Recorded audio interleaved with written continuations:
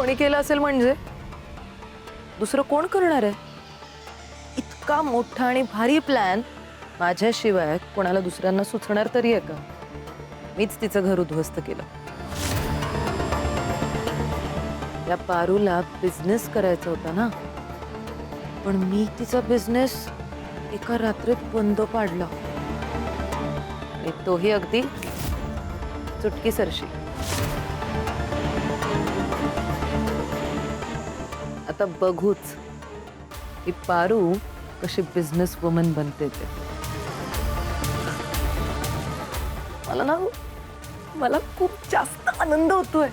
Me completely destroy केलंय त्या पारूला. बिचारी पारू, राहायला जागा उरलीये ना काम करायला. आता कोणीच तिची कसलीच मदत नाही करू शकणार.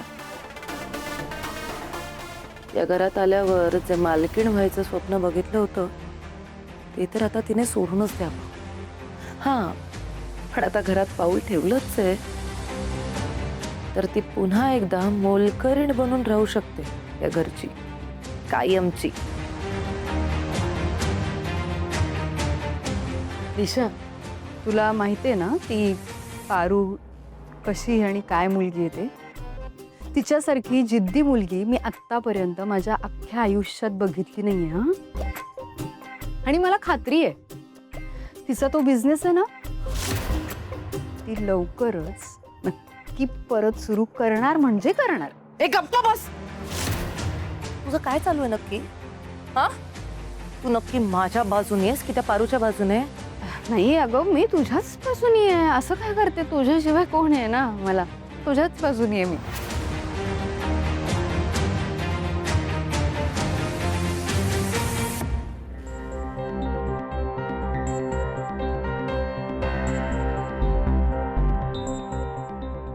पारू, पारू काय झालंय? काय झालंय? काय तुझा चेहरा का असा पडलाय? सांगशील का? या मॅडम, मी पाहिलेलं एक स्वप्न संपलं. पारू, जे काय झालंय ते नीट स्पष्ट सांग.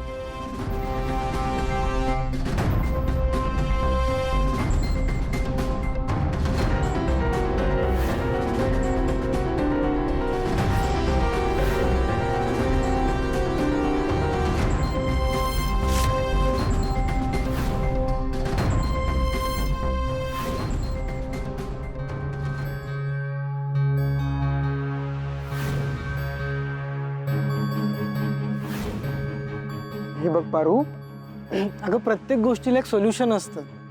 आणि तुला टिफिन सर्व्हिसचं टेन्शन आहे ना, तू अजिबात टेन्शन घेऊ नको. आपण एखादं वेअरहाऊस घेऊ ना भाड्याने, किंवा एखादी कमर्शियल जागा विकतच घ्यायची का? करेक्ट.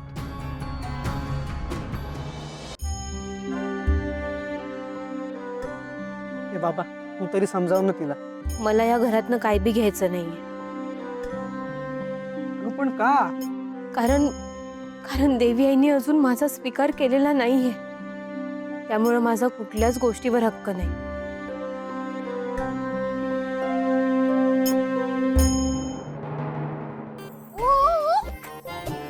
काय, कोण आहात तुम्ही? आणि डायरेक्ट कसे आमच्या घरात कसे घुसताय? काही बेसिक मॅनरिझम नाही आहेत का तुम्हाला? बेल आहे ना घराच्या बाहेर, किंवा वॉचमॅनला सांगायचं, त्यांनी पाठवलं असतं. कोण आहात तुम्ही? कोणाकडे आलायत? दामिनी, काय चाललंय? येऊ दे त्यांना आत.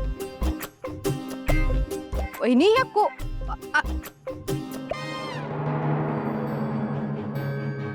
ताई, तुम्ही इकडं कशा काय?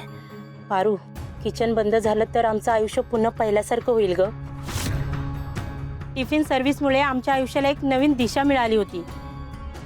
मी स्वतःच्या पायावर उभी राहू शकले, मुलांची फी भरू शकले, ते फक्त आणि फक्त टिफिन सर्व्हिसमुळे.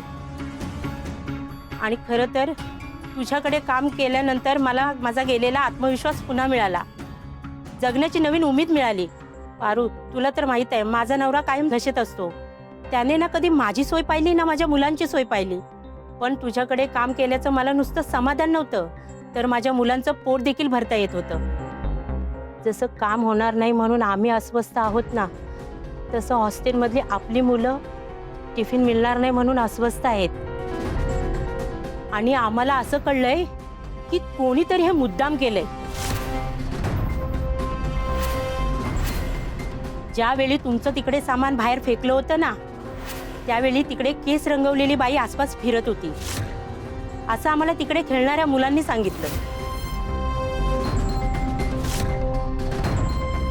जी कोणी बाई आहे ना, तिचं सत्यानाश हो. ती कधीच सुखी राहणार नाही. तिचा डाव तिच्यावरच उलटेल.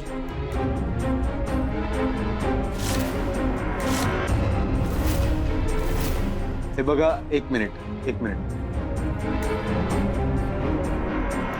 मी सगळं समजू शकतो, पण आत्ता तुम्ही शांत व्हा. आपण आपलं काम कसं सुरू करता येईल ह्याकडे लक्ष देऊया आता. मी बघतो एखादी अल्टरनेटिव्ह जागा काही मिळते का, पण काही झालं तरी पारू टिफिन सर्व्हिस आपण परत सुरू करूया. एक मिनिट आदित्य. नाही म्हणजे जशी जागा तुला हवी आहे ना, तशी एक जागा माहिती आहे मला. कुठली कुठे आहे बाबा? असं काय करतोस, आपला आउट हाऊस नाही का?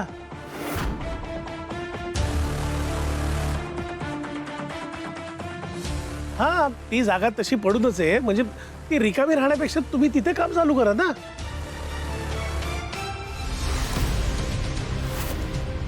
पारू, तुझं काय म्हणणं आहे यावर? तुला चालेल ना? बाबा, ही चांगलीच गोष्ट आहे. मला आनंद आहे त्याचा. हा, पण आता पण काय, काम सुरू कर ना. मी काम सुरू करेन, पण माझी एक अट आहे. आता कोणती अट? मी आपल्या जागेत काम सुरू करेन आणि त्याचं मी तुम्हाला भाडं देणार. त्याला तुम्ही विरोध नाही करायचा. एक कसली अट आहे ग? अशी अट कुठे घालतं का? आणि हे बघ, तुझ्याकडनं काय भाडं घ्यायचंय? तू नाही भाडं वगैरे काही द्यायचं नाही सर. नाही म्हणजे नाही. तुम्हाला जर का माझी अट मान्य असेल तरच मी पण तयार होईल.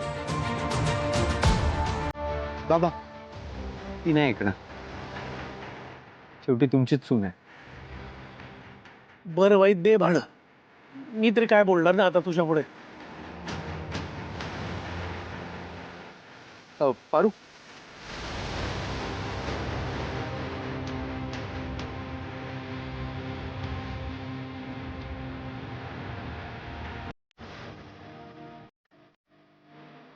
हे घ्या टोकन. चला मारू. ते आउट हाऊस जरी माझं असतं ना, तरी या घरची लक्ष्मी अहिल्या आहे. आणि आमचा अनेक वर्षांचा शिरस्ता असा आहे की घरात कुठलीही रक्कम आली तरी ती रक्कम मी अहिल्याच्या हातात देतो. त्यामुळे हे टोकन सुद्धा तू अहिल्यालाच दे.